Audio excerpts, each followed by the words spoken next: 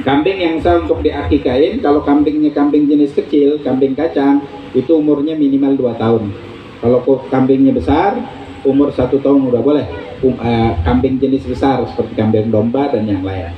Jadi harus 2 tahun dan tidak boleh cacat. Syaratnya sama seperti di kurban, gitu.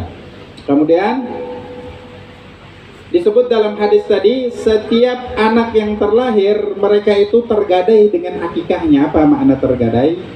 Artinya mereka itu dibelenggu, berada di dalam tahanan, tidak terlepas.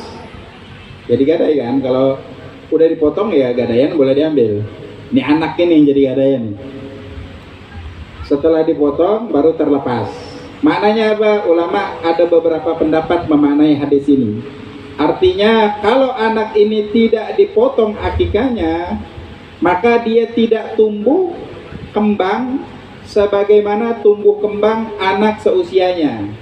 Ini lebih kepada psikologisnya, pemikirannya, pemahamannya itu ya.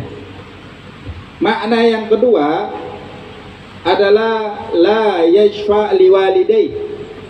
Kalau dia tidak dipotong akikah ketika kecil, seandainya anak ini meninggal sebelum baligh, itu anak mendapatkan jatah syafaat.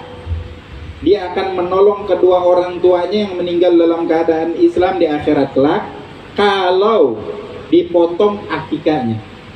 Kalau nggak dipotong, dia mau kasih tolong dia nggak bisa, karena ini tadi terhalang. Atau dia sudah sampai dewasa, anak ini tumbuh sampai dewasa, panjang umur, kemudian menjadi orang yang soleh, wali min awliyaillah, menjadi walinya Allah. Para wali, para ulama, para nabi, para mujahid, orang yang meninggal dalam keadaan jihad, syuhada, orang yang meninggal dalam keadaan syahid, itu di hari kiamat mendapat jatah syafaat. Syafaat itu pertolongan.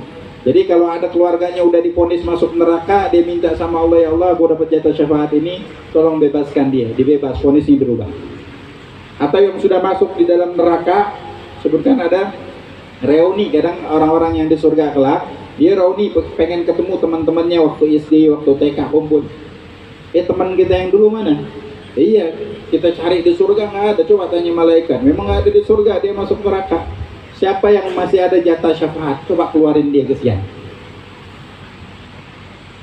Jadi keluarin. Maka kata Sayyidina Hasan Al-Basri, perbanyaklah kalian dari mengenal orang-orang soleh ketika hidup di dunia ini. Dia